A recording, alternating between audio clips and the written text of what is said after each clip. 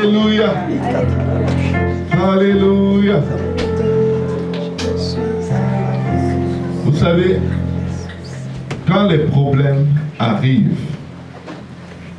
quand les tribulations arrivent, peu importe leur genre, leur type, leur caractère, peu importe leur image, leur ressemblance, peu importe de quoi ils ont l'air, peu importe ce qu'ils nous font ressentir, n'oubliez jamais une chose, il n'y a rien de bon ni de mauvais qui arrive sans que le Seigneur ne l'ait permis.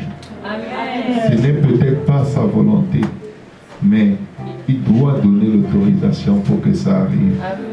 Et la Bible déclare qu'il ne mettra jamais sur toi plus que ce que tu ne peux supporter.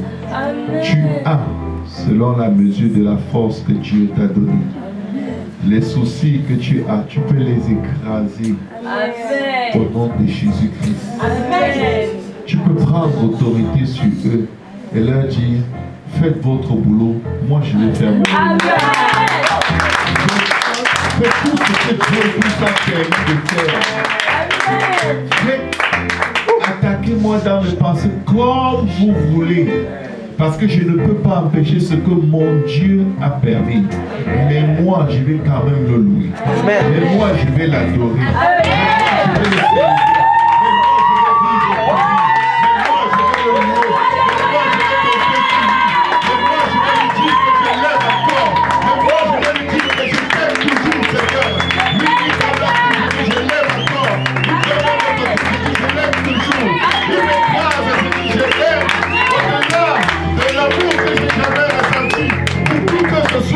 Je ne le vois pas mais je l'aime. Je ne le sens pas mais je l'aime. Je ne l'entends pas mais je l'aime. Je ne le ressens pas mais je l'aime encore plus. Parce que c'est une chose. Il est Dieu. Il est Dieu par nous-mêmes. Où je vois Dieu, où je ne vois pas un Dieu. Mais je sais une chose. J'ai cru en Dieu.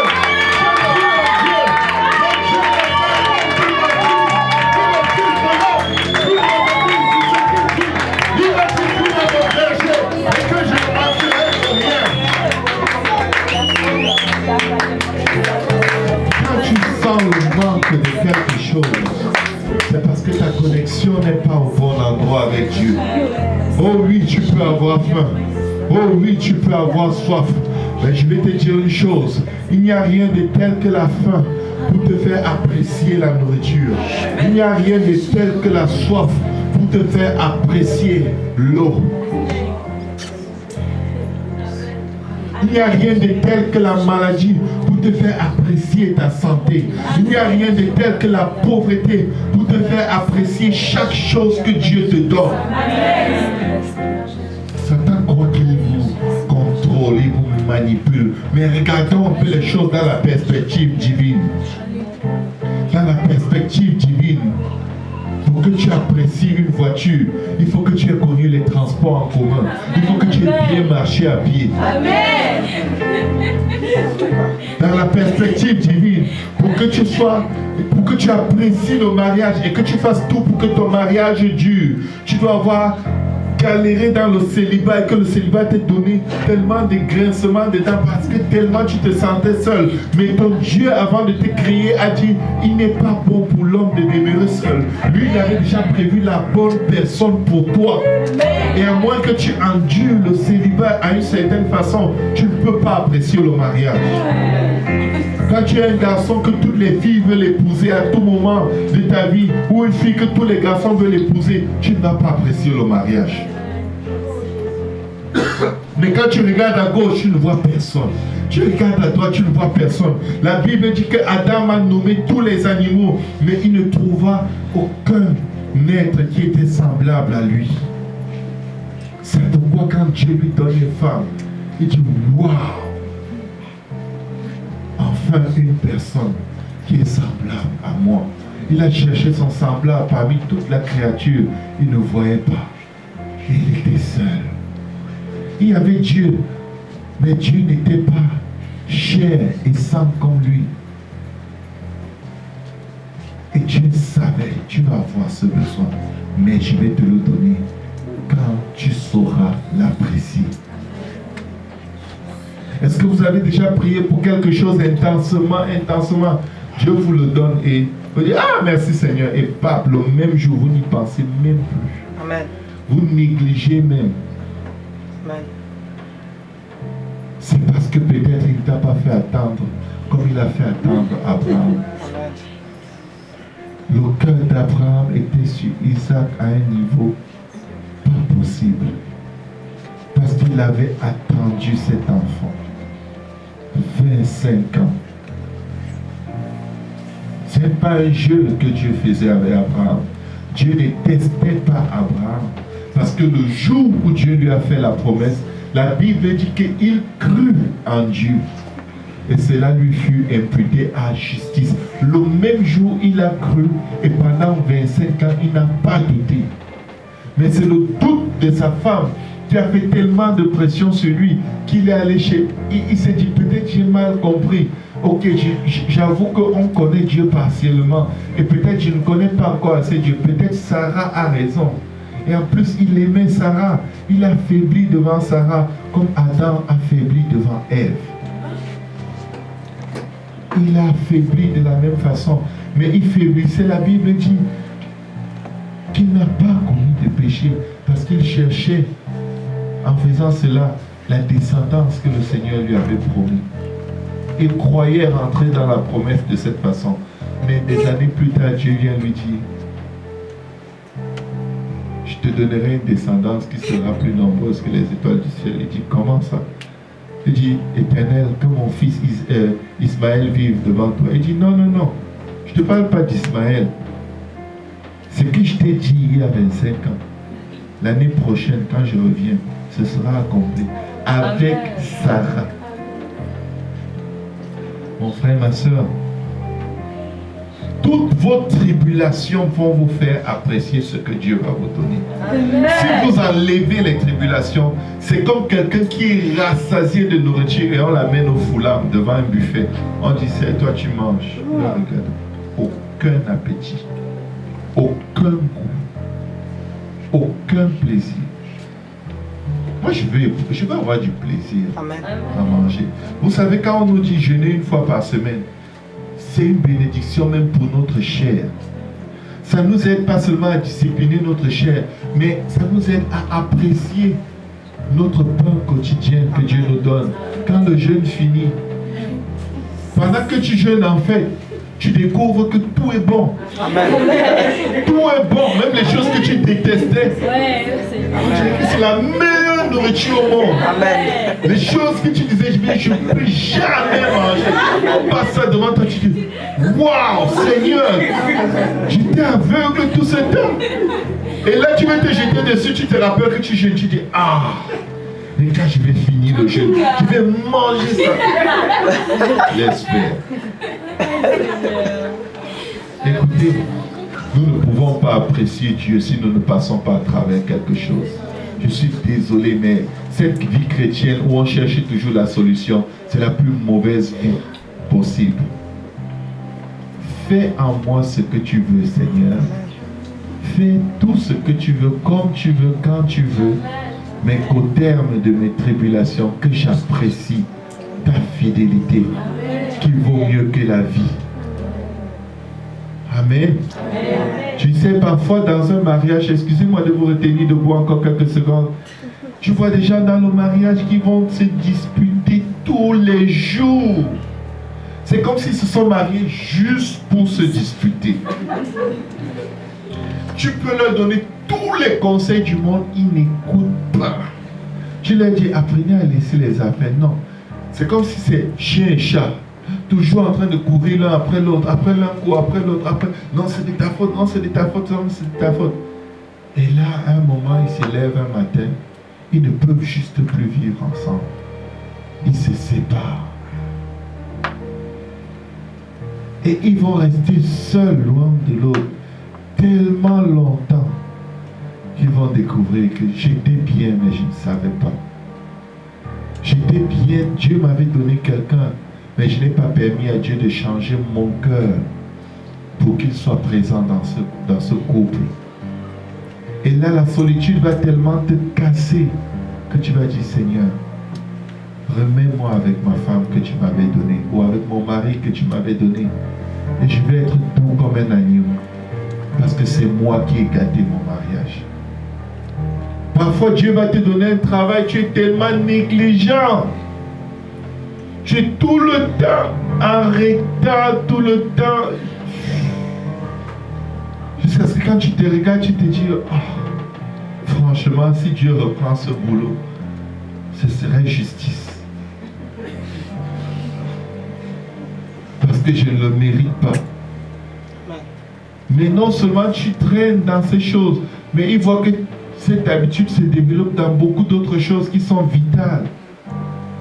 Et là, il te retire le boulot. Il te laisse passer des mois et des mois au chômage. Tu chômes pendant des mois. Alors que quand tu travaillais, tu te plaignais. Oh, mon chef ne m'aime pas. Tu es sa femme.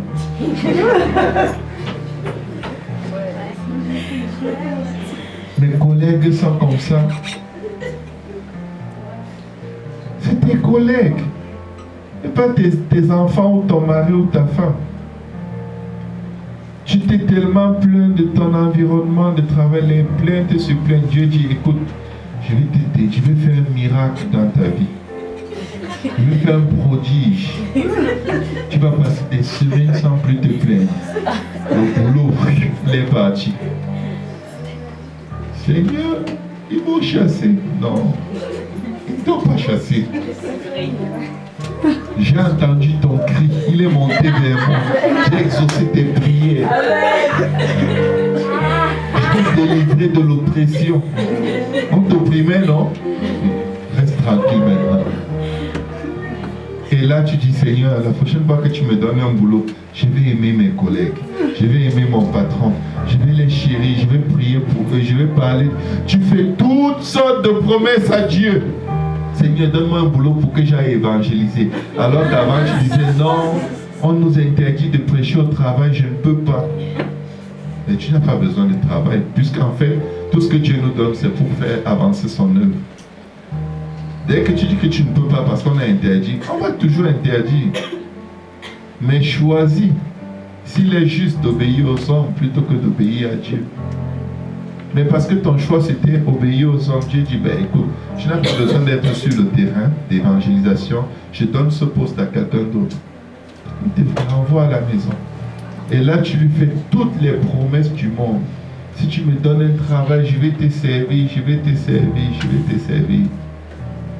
Et il a tellement pitié qu'il va te redonner un autre. Mais vas-tu le servir? Ouvrons nos Bibles. Nous n'avons que 20 minutes.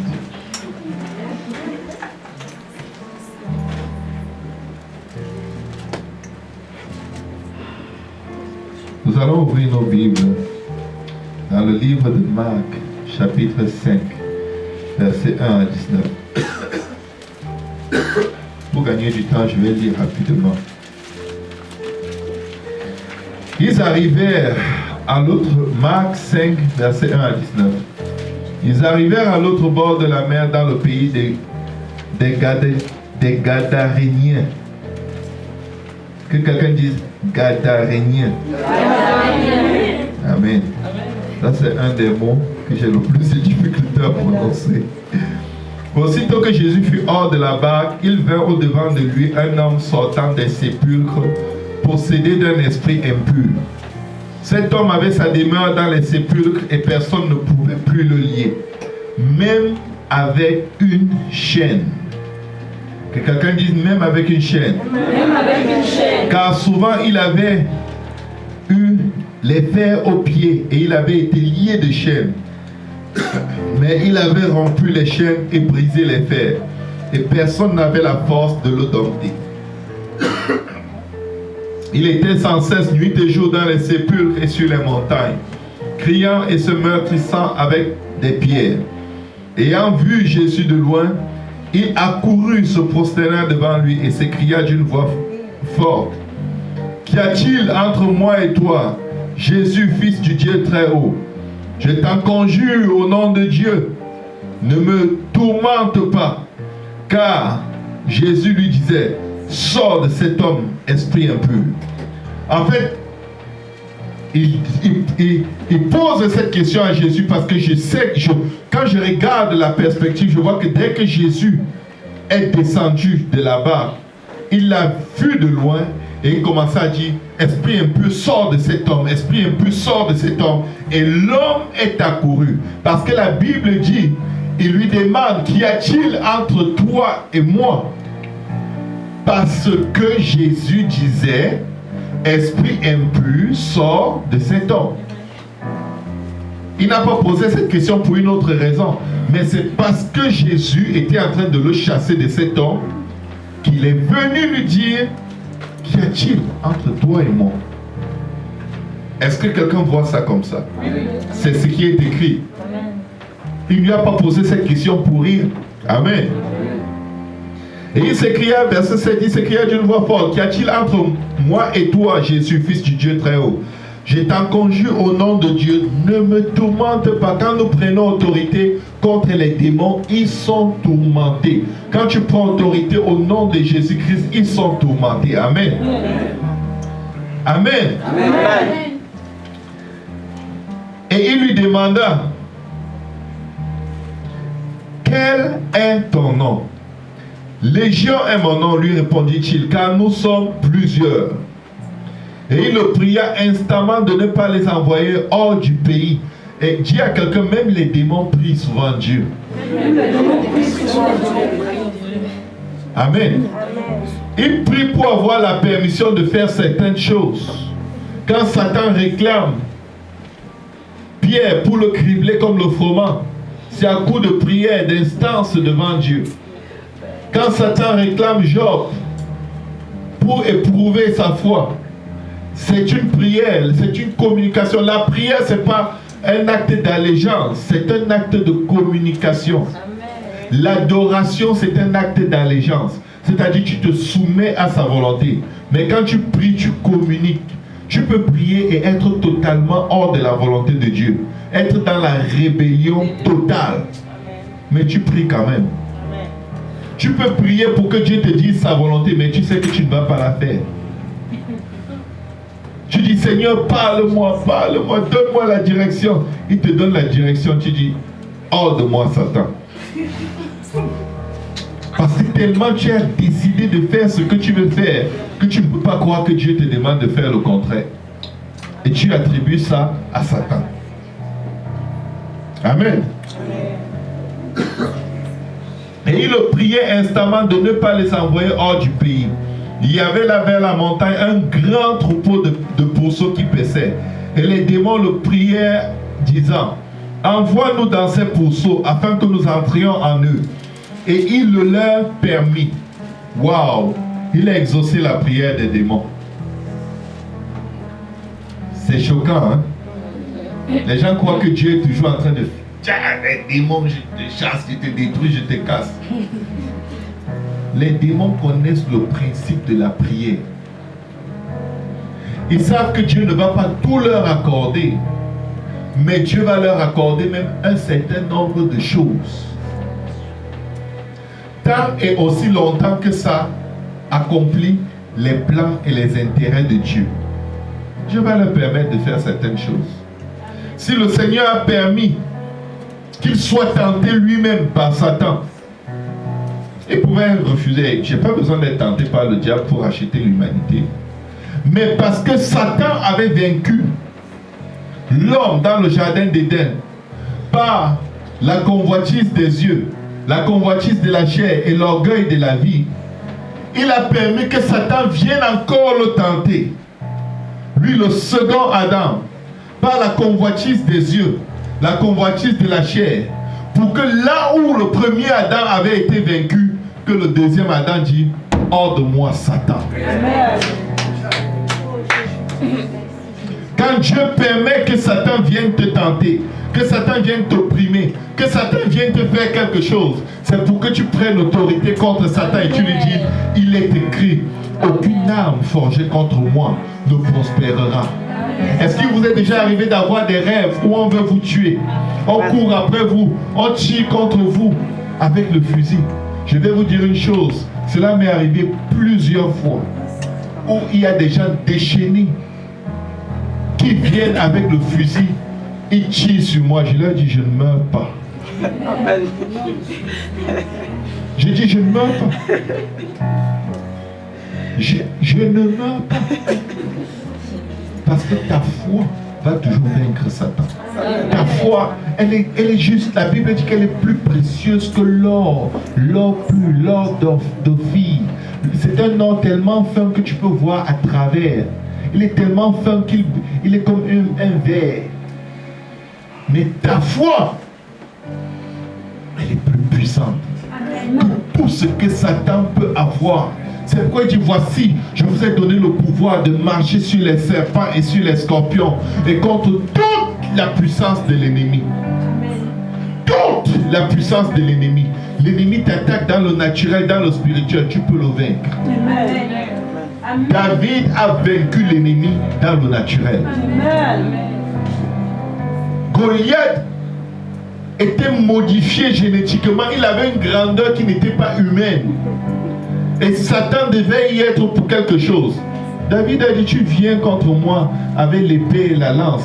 Moi, je viens contre toi au nom de l'Éternel des armées. Dis à quelqu'un, son nom est puissant. Hey, son nom est puissant. Si tu ne portes pas encore son nom, tu passes à côté de l'essentiel. Ce n'est pas seulement là pour te pardonner tes péchés. Mais te pardonner tes péchés, c'est le plus grand ministère que son nom peut te rendre. Mais il y a d'autres ministères à côté. Le pouvoir, l'autorité sur toutes les œuvres de l'ennemi. Il dit, et rien ne pourra vous nuire. Pourquoi? À cause de son nom. Son pouvoir qu'il te donne est dans son nom. Alléluia. Verset 13, il leur permit, les esprits impurs sortirent, entrèrent dans les pourceaux, et le troupeau se précipita des pentes escarpées dans la mer. Il y en avait environ 2000, et ils se noyaient dans la mer. Ceux qui les faisaient perdre s'enfuirent et répandirent la nouvelle dans la ville et dans les campagnes. Dis à quelqu'un, il y a eu évangélisation. Il y a eu évangélisation. Il y a eu évangélisation. Il y a eu évangélisation. Alléluia. Amen. Les gens allaient voir ce qui était arrivé. Verset 15. Ils vinrent auprès de Jésus et virent le démoniaque, celui qui avait eu la légion, assis, vêtu. Et dans son bon sens. Et il fut saisi de frayeur. Il fut saisi de frayeur. En fait, je suis venu aujourd'hui dire à quelqu'un, vous pouvez vous asseoir dans la présence du Seigneur. Écoutez, quand les membres de vos familles voient ce que Jésus a fait pour vous, et ils commencent à vous persécuter, c'est parce qu'ils ont peur. Quand les membres de ta famille qui savaient que tu mettais une jupe qui était juste là avant ton slip arrivent et te voient avec une longue jupe comme un souverain sacrificateur, tu leur fais peur. Tu leur fais peur.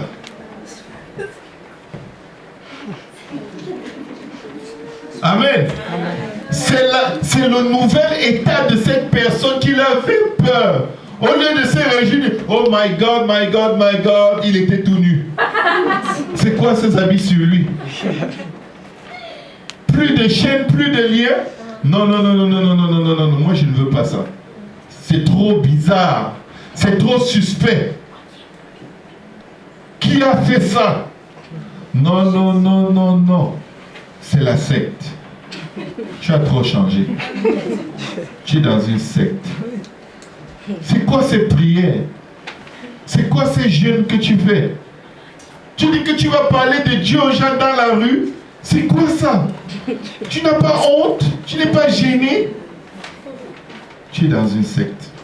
On t'a fait le lavage du cerveau. On a lavé ton cerveau. Alléluia. Ceux qui avaient vu, ils vinrent, ceux qui avaient vu ce qui s'était passé, leur racontaient ce qui était arrivé aux démoniaques et aux pourceaux. Alors ils se mirent à supplier Jésus de quitter leur territoire. S'il te plaît. C'est gentil peut-être ce que tu as fait, mais tu nous fais trop peur. Déjà, on ne sait pas qui tu es, d'où tu viens. Lui, ce que tu as fait n'est pas humain. Il n'était pas comme ça. Il marchait nu. Elle se maquillait. Elle ressemblait à Jézabel. Nous, on a appris à nos filles à être des Jézabel. Qu'est-ce que tu leur as fait? Elle disait des insanités chaque fois qu'elle ouvrait leur bouche. Maintenant, elle est polie. Elle est honnête. Elle dit la vérité. Non, non, non. Ça, c'est la secte. C'est la secte. On ne veut pas. Ça, c'est démoniaque ce que vous avez fait. Depuis qu'elle va dans ces églises, elle a trop changé. Ce n'est même plus bien. Vous êtes des extrémistes. Vous êtes pires que les extrémistes musulmans. Alors, s'il te plaît, reste loin avec tes affaires de l'église. On ne veut rien savoir. Ne parle pas de Jésus ici. Ça nous fait peur. Ils supplient Jésus de quitter leur territoire. Et comme il montait dans la barque, regardez ce qui s'est passé. Celui qui avait été démoniaque lui demanda la permission de rester avec lui. Tout le monde suivait Jésus. Tout le monde voulait marcher avec Jésus. Et il était devenu l'élément numéro 1 de ce qui venait de se passer dans cette ville. Le seul miracle, à peine Jésus a posé les pieds par terre, il a fait ce prodige. Et là, toute la ville, dans les contrées, dans les villages, les gens étaient venus. Je vous parle des milliers de personnes. Est-ce que vous réalisez? C'était peut-être une foule plus nombreuse que la foule du jour de la Pentecôte. Amen. Mais qu'est-ce qui se passe? Choc total. Les gens suivaient Jésus tout le temps sans permission et ils ne disaient rien. Mais pour la première fois, il dit à quelqu'un, non, ne me suis pas. Toi, ne me suis pas. Le type a dû avoir un choc. Il a dû se dire, Seigneur, qu'est-ce que tu dis? Est-ce que c'est le même hébreu qu'on parle ou tu parles en langue? Comment tu peux... C'est pas toi qui peux dire. Tu sais d'où je sors. Il dit, toi. Qu'est-ce qu'il lui dit? Va dans ta maison, vers les tiens et raconte-leur tout ce que le Seigneur t'a fait et comment il a eu pitié de toi.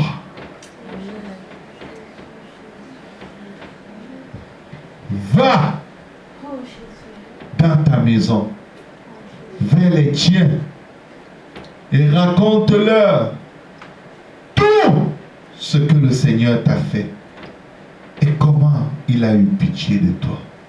Est-ce qu'il y a quelqu'un ici pour que le Seigneur a fait quelque chose? Est-ce qu'il y a quelqu'un ici que le Seigneur a délivré de l'alcoolisme, de la pornographie, de l'inceste, de la fornication, du mensonge, du vol? Est-ce qu'il y a quelqu'un pour qui Dieu a fait quelque chose?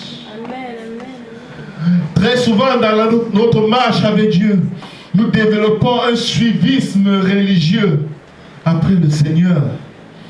Nous sommes après Dieu. Oh Seigneur, tu m'as délivré. de tel péché, de telle iniquité. Maintenant que je vis pour toi, Seigneur, je veux un mari, je veux une femme, je veux une voiture, je veux une maison, comme telle personne, comme telle autre. Seigneur, tu donnes tes bénédictions à tes serviteurs pendant leur sommeil. Je dors 15 heures par jour, je me réveille, je n'ai rien. Il dit qu'il donne à ses serviteurs, pas à ses profiteurs. Amen. Le serviteur sert, il fait quelque chose pour Dieu. Il s'implique dans l'œuvre de Dieu. Il se lève et il a la pensée de faire quelque chose pour son Dieu. Tu peux dire que tu es serviteur de Dieu parce que tu n'es plus dans le monde, mais tu peux être peut-être un profiteur de Dieu. Jésus-Christ. Il donne à qui? Seigneur, tu donnes à tes serviteurs pendant le sommeil. Je suis ton serviteur, Seigneur, je n'arrête pas de dormir. Rien ne change. Oui, tu n'es pas mon serviteur, tu dors trop. Mon serviteur se lève tôt le matin et il prie. Il communique avec moi, il me dit combien il m'aime et combien il a besoin de moi pour vivre une journée de plus. Et il dit, Seigneur, que puis-je faire pour toi? Et je lui dis, pendant que tu seras sur la route, si tu vois des gens qui passent, prie pour eux, dis-leur bonjour, fais-leur un sourire, dis-leur ce que le Seigneur a fait pour toi. C'est ça, mon serviteur. C'est ça, mon serviteur. Mon serviteur. C'est ça, mon serviteur. Et quand tu arrives à cet endroit où tu veux faire quelque chose pour Dieu, mais ton caractère, la vaine façon de vivre que tu as hérité de tes parents, te réclame et te balance des esprits de peur, des esprits d'inquiétude, des esprits de timidité, tu n'arrives pas à parler de Dieu à quelqu'un. Quelqu'un qui a besoin d'entendre ton témoignage est en train de déprimer, il est découragé. Il n'est même pas loin de toi et tu ne remarques même pas. Parce que tout ton souci c'est « j'ai honte, je suis timide ». Si je lui parle de Dieu, il va se moquer de moi. Il va rire. Et je n'aime pas qu'on rie de moi comme ça. Ça me donne des frissons. Seigneur, tu me connais. Tu sais que je suis vraiment... C'est dur. J'ai dit, Seigneur, je suis trop timide. Il dit, mais ta timidité ne t'a pas empêché de donner ta vie, de venir vers moi. Ta timidité ne t'a pas empêché de me confesser tous tes péchés, toutes tes iniquités. Je ne suis pas en train de te demander d'aller à la croix. Je suis en train de te demander de raconter une belle histoire. Y a-t-il quelqu'un qui peut raconter une belle histoire pour moi, dit le Seigneur? L'évangélisation n'est pas un fardeau. Quand tu as une belle histoire à raconter, tu la racontes avec joie à qui veut l'entendre. L'évangélisation n'est pas une affaire où il faut que tu jeûnes pour avoir le courage. C'est parce que tu as oublié que c'est quelque chose que Dieu a fait pour toi qu'il faut juste aller raconter. Quand tu es au milieu des chrétiens, tu dis, oh, j'étais un menteur, vraiment, vous savez, Dieu m'a délivré. Et on dit, gloire à Dieu, Dieu est beau. Ils sont déjà tous sauvés. C'est pas pour eux ton témoignage. C'est pour ceux qui sont dehors. Y a-t-il quelqu'un dans la vie de qui Dieu a fait quelque chose qu'il doit raconter à quelqu'un afin que quelqu'un connaisse Dieu comme tu connais Dieu? Amen. Quelqu'un a besoin de quelqu'un. Et Dieu a choisi quelqu'un pour parler à quelqu'un. Et cette personne est peut-être trop occupée, préoccupée par les soucis du monde. Avoir un peu d'argent ici, avoir les papiers là-bas. Dieu t'a sauvé et tu vis avec Dieu juste pour les papiers, juste pour un travail, juste pour un mari, juste pour une femme, juste pour avoir un diplôme, juste, je vais te glorifier dans mes études. Oui, mais pas comme ça, pas en étudiant trop, parce que je peux te donner l'intelligence en un jour pour passer tous tes examens, mais tu me glorifieras dans tes études, dans ce sens que quand tu rencontres des gens à l'université, tu es ma bouche à l'université. Si tu te tais, comment croiront-ils si personne ne prêche? Comment croiront-ils? Est-ce que je peux compter sur quelqu'un pour m'aider à aller chercher quelqu'un. Amen. J'ai investi beaucoup de miracles dans la vie de quelqu'un. J'ai pardonné tellement de péchés, d'iniquité et de transgression à quelqu'un. Mais il ne veut même pas qu'on sache que je lui ai pardonné. Comment quelqu'un d'autre croira que je peux lui pardonner si tu ne lui dis pas ce que je t'ai pardonné? Comment quelqu'un d'autre croira que je peux le guérir si tu ne lui dis pas que je t'ai guéri? Comment quelqu'un d'autre croira que je peux le délivrer si tu ne lui dis pas que je t'ai délivré? En fait, j'ai gaspillé ma vertu sur toi. Mais j'espère que tu veux te relever et m'aider. Est-ce que je peux te demander de l'aide aujourd'hui pour juste aller raconter ta belle histoire? Tu as une belle histoire dans ton sein. Tu es riche, tu prospères, ton âme prospère, mais tu le gardes pour toi. Tu en as pour 10 000, pour 100 000, pour 10 millions de personnes. Tu peux aller raconter juste ce que j'ai fait pour toi. Et quand ils voudront savoir comment est-ce qu'ils peuvent s'approcher pour que je le fasse aussi pour eux, ton travail sera terminé. Tu leur donnes l'évangile et je m'occupe d'eux pour la suite.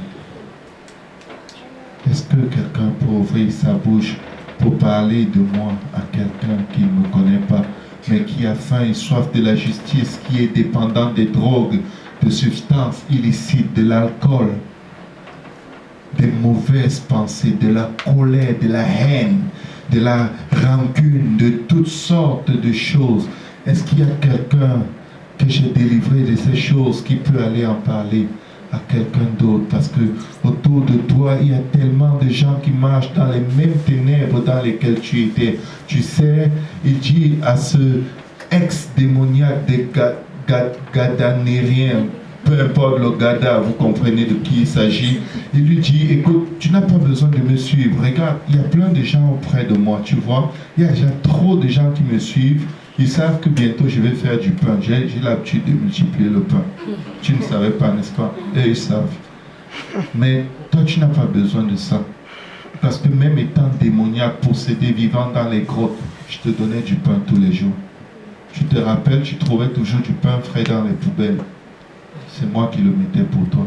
Tu n'as pas besoin de me suivre comme les autres me suivent. Tu n'as pas besoin de marcher avec moi comme les autres marchent avec moi. Tu n'as pas besoin de croire en moi comme les autres croient en moi. Je n'ai pas besoin d'avoir avec toi la relation que j'ai avec toute cette foule qui est derrière moi. Parce que dans 2, 3 ou 4 chapitres, quand je vais leur dire si quelqu'un veut être mon disciple, qu'il porte sa croix et me suive, toute la foule s'il n'y aura plus. Il va rester juste 12 personnes. Tu comprends?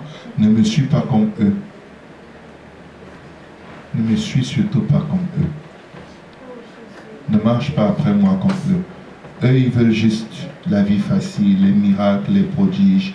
Et c'est leur pain quotidien. Mais j'en fais, mais sauf que le moment d'appeler des gens à se séparer de la masse pour passer à l'action va arriver. Et tu vois cette foule, tu crois que j'ai une méga church, tu crois que j'ai une grosse église. Non, je n'ai que 12 personnes réellement derrière moi. Ne te mêle pas à cette foule. Ne te mêle pas à cette foule. Il n'y a que 12 personnes derrière moi. Tu vois 3000, n'est-ce pas? Non, il n'y a que 12. Tu vois 7000, il n'y a que 12. Si tu me retrouves 5-6 chapitres plus tard, tu vas voir, il ne restera que 12. Mais moi, j'étais choisi. Je respecte le choix de ta patrie. Je respecte les choix des gens de ton pays qui ont peur de moi et qui me supplient de partir. Je ne vais pas les forcer. Je respecte le choix de ta famille de me rejeter car ils ne me connaissent pas. Ils ont peur, c'est normal. Je viens de faire quelque chose que personne n'a jamais vu. Et avant toi, je n'ai jamais fait ça pour personne d'autre. Je respecte leur peur. Je respecte les craintes de ta famille. Mais tu sais, ne fais quand même pas le suivisme. Ne me suis pas parce que c'est agréable d'être avec moi. Ne me suis vraiment pas parce que les gens me suivent. Tu vois, ne viens pas à l'église parce que les gens viennent à l'église. Ne te colle pas à moi parce que c'est agréable de te coller à moi. Parce que en réalité, il y a des gens ici qui ne veulent pas de moi, mais ils veulent de toi. Tu es leur enfant. Tu es leur fils. Tu es leur fille. Tu es un membre de leur famille. Ils m'ont rejeté. Ils ont préféré adorer les idoles, adorer les crânes, adorer les idoles du catholicisme, de l'hindouisme, de l'islam et tout. Mais toi, tu étais dans la pire des conditions dans toute ta famille. Mais comme je t'ai choisi, tu vois, ne me suis pas comme tout le monde. Même si ta famille me rejette, toi, ils ne peuvent pas te rejeter. Ils n'ont pas le choix. Ils t'ont mis au monde. Je t'ai mis dans leur sein. Je t'ai choisi avant que tu ne sois formé dans le sein de ta mère. J'étais destiné à être démoniaque pendant un certain temps de ta vie pour venir manifester mes œuvres en toi afin que par toi le salut rentre dans ta famille. Donc ne me suis pas comme tout le monde. Tu vas faire juste quelque chose pour moi. Tu vas aller et leur raconter tous les jours ce que j'ai fait pour toi. Tu vas juste aller leur dire ce que j'ai fait pour toi. Parce que même s'ils me rejettent aujourd'hui, je comprends, ils ont peur. Mais je te promets que dans quelques chapitres, quand je reviendrai dans cette ville, toute la ville sera prête à me recevoir. Parce que tu es allé raconter ce que j'ai fait pour toi. Tu vois, tu comprends pourquoi je te dis, toi ne me suis pas comme tout le monde. Tu comprends pourquoi toi je te dis, ne te mêle pas à la masse des gens qui me suivent. Distingue-toi par le ministère que tu vas rendre aux gens de ta famille, aux gens de ta patrie. Dis-leur exactement qu'est-ce que tu étais, qu'est-ce que tu faisais et de quoi je t'ai tiré. Parce qu'en te délivrant, en fait, je t'ai donné un ministère. Comme il dit à Moïse, Moïse va parler pour moi. Moïse dit, je ne sais pas parler, ils ne vont pas croire. Il dit à Moïse, non, tu ne vas pas parler. Je vais parler. Parce qu'il dit, ne vous inquiétez pas de ce que vous direz, mais le Saint-Esprit à l'instant même vous dira ce que vous devez dire aux gens de votre famille, de votre patrie, de votre nation. Il dit, en te délivrant, j'ai fait de toi le plus grand évangéliste de toute ta région, de toute ta famille, de toute ta patrie, de toute ta ville. Tu es le plus grand évangéliste. Sauf que tu as une très petite idée de toi. Parce que tu te dis que tu vas le faire par tes propres forces. Mais non, c'est par mon esprit que tu vas le faire. Parce qu'il est écrit, ce n'est ni par la force, ni par la puissance, mais par mon esprit. Est-ce que tu veux bien que je t'envoie là-bas faire quelque chose? Va seulement et présente-toi et je parlerai par ta bouche. Va seulement, approche-toi d'eux et donne-moi l'opportunité de leur dire quelque chose par ta bouche. Tu comprends, je ne veux pas que tu me suives comme tout le monde. Tu vois, tu étais nu et j'étais revêtu. Ça, c'est déjà quelque chose de très très bon à raconter aux gens. Je t'ai donné un vêtement royal tout neuf. Tu étais couvert de péché, mais tu as été lavé, tu as été purifié, tu as été sanctifié par le sang de Jésus-Christ et par l'Esprit de notre Dieu. Ça, par exemple, tu peux raconter, non?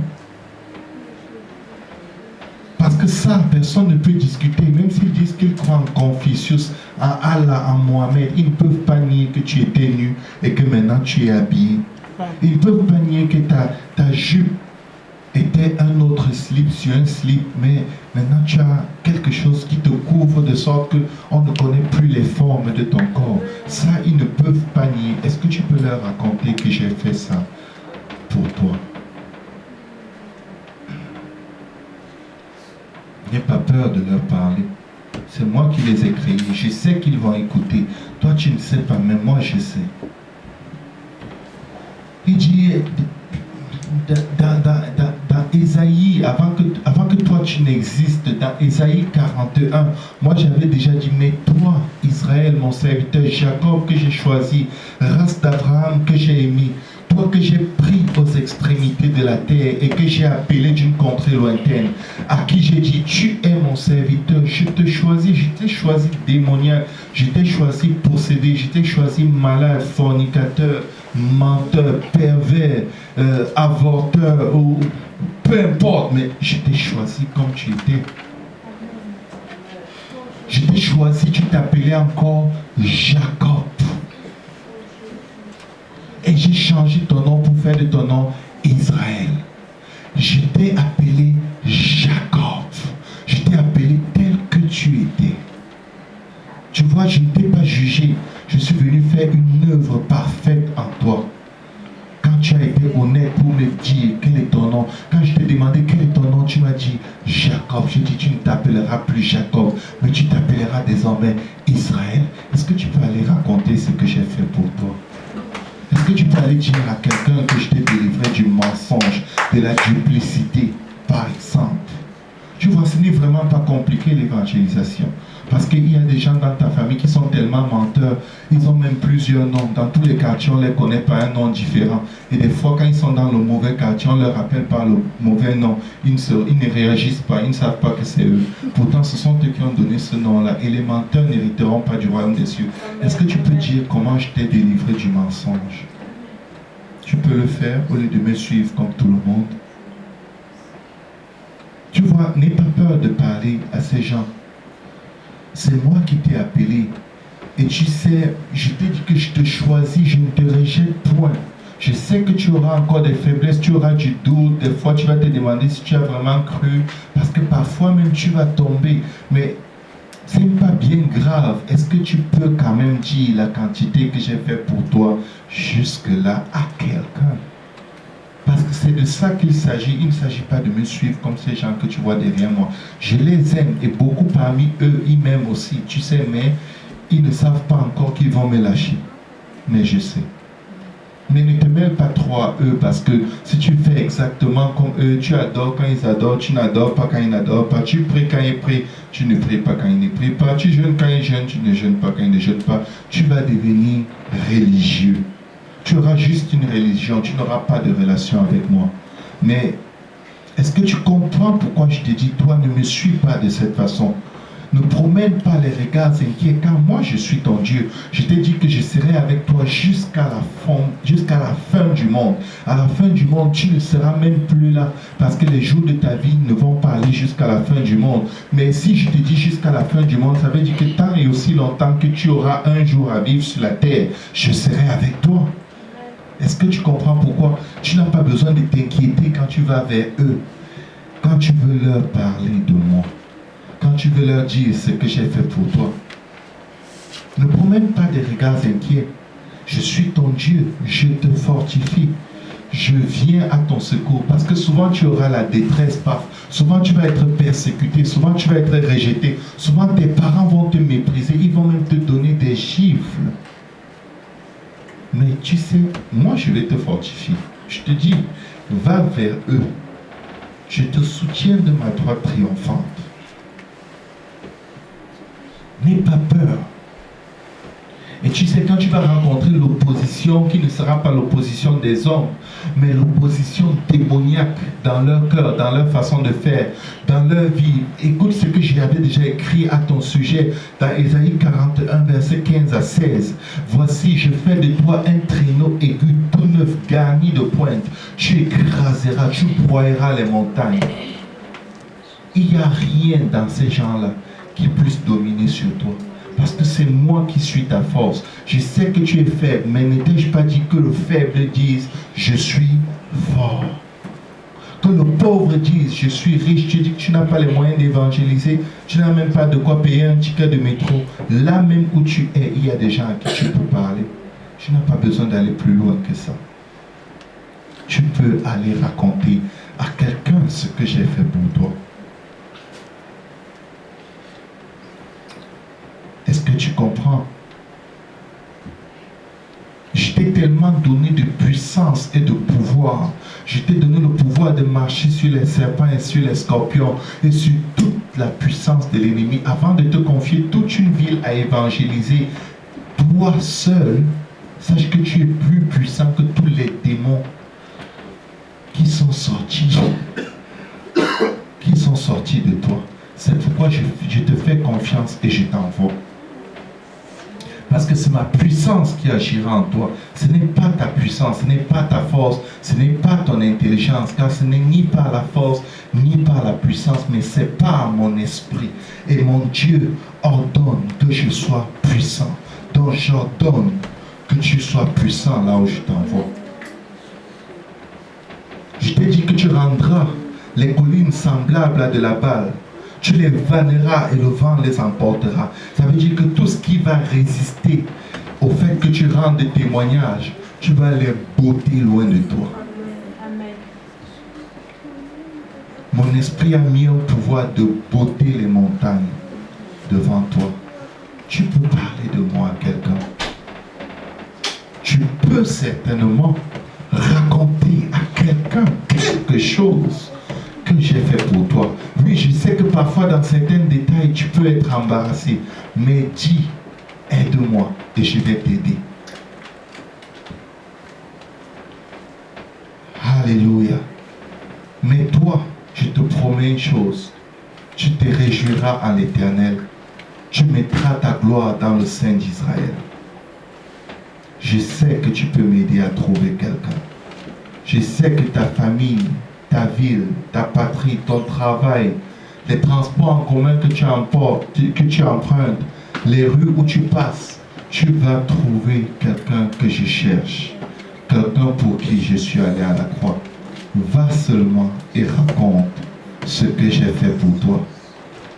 Raconte comment avant de recevoir la vie éternelle, tu étais dans la religion, tu étais mécontent, tu ne sentais pas Dieu. Tu étais impuissant face à ton péché, tu étais comme lié dans tes péchés. Ta vie était vide et tu étais envieux, jaloux. Mais dis-leur aussi comment tu as reçu la vie éternelle. Et cela fait toute une différence. Comment tu as eu la foi en Jésus-Christ comme ton sauveur. Tu t'es repenti de tes péchés. Tu as été baptisé en mon nom.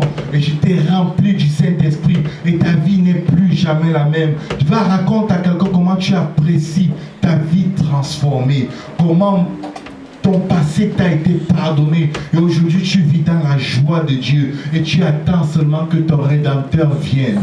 Tu attends l'enlèvement tous les jours. Tu attends que Jésus vienne te chercher. Est-ce que tu peux le dire à quelqu'un de ma part? Merci, je savais que je peux compter sur toi.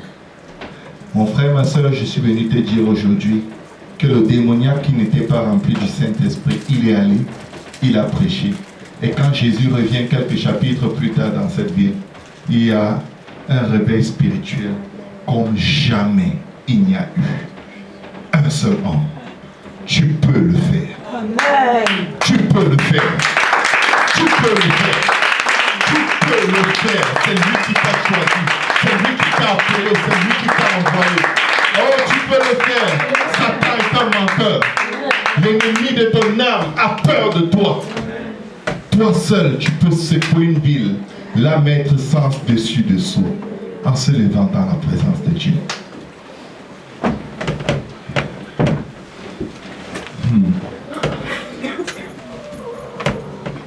Merci Seigneur. Dis à ton voisin, moi je peux évangéliser toute ma famille. Moi je peux évangéliser toute ma famille. Et dis-lui, tu sais quoi? C'est quoi? Après que Dieu m'ait parlé comme ça, je vais évangéliser toute ma famille. Après que Dieu m'ait parlé comme ça, je vais évangéliser toute ma famille. Je vais évangéliser tout mon travail. Je vais m'asseoir près de quelqu'un dans le métro et je vais lui dire, est-ce que je peux te raconter ce que Dieu a fait pour moi? Amen. Je vais m'asseoir dans l'autobus et je vais dire, est-ce que tu veux savoir ce que Dieu a fait pour moi? Amen. Dans l'autobus. Merci. Tu vas te dire, c'est pas facile. Ce n'est pas prévu que ce soit facile. C'est pas mon esprit. Si tu comptes sur ta chair, ce ne sera jamais facile. Tu ne vas jamais le faire. Ou tu vas le faire tout croche. Mais si tu t'appuies sur moi, je suis le rocher de ton salut. Amen. Arrête de regarder à toi et de dire c'est pas facile. Ce n'était pas facile pour moi quand il me suppliait de quitter cette ville. Mais je suis revenu quelque temps parce que quelqu'un qui est sorti du milieu d'eux est retourné vers eux. Il leur dit ce que j'ai fait pour lui. Élevons nos voix vers le Seigneur. Prions.